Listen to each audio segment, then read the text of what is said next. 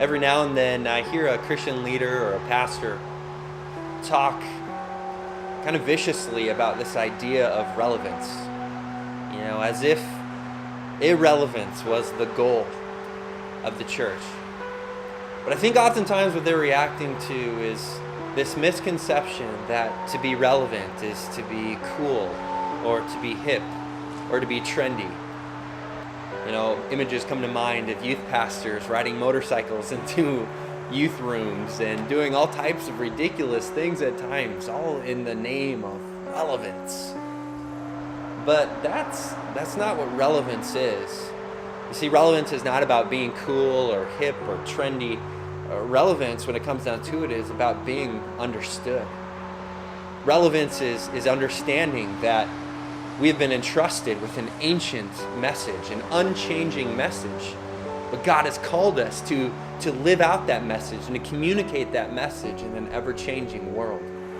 It's about taking those we are trying to reach, those to whom God has called us to, into consideration, to be thinking about them when we dream about the kind of church that God dreams about. We see this in the life of Paul.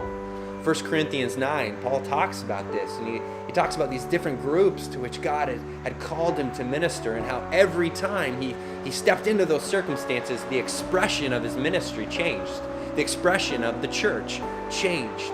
He talks about, to the weak, I became like the weak in order to reach the weak, and to the Jews, I became like a Jew so that I might win the Jews. I become all things to all men, so that by all possible means I might save some. It's this idea that although God has entrusted us with this unchanging ancient message that we hold with a closed fist, He has also called us to a constantly changing world. And so the form and the expression in which we live our life and in which we are the church is in an open palm. It's constantly changing, constantly evolving, constantly morphing in order to reach people who are constantly changing and evolving and morphing.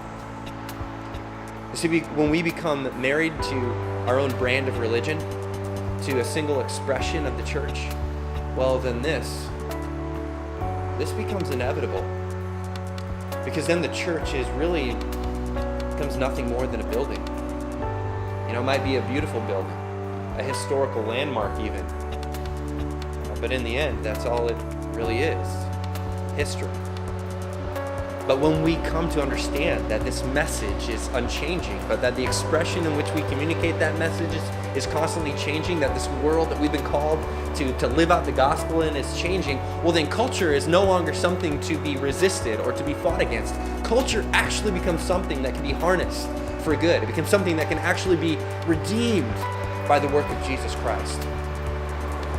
So for us as a church, as Mosaic Lincoln, as we look to what God has called us to, what He's entrusted us with, and what He's called us to, for us, relevance to culture is not optional.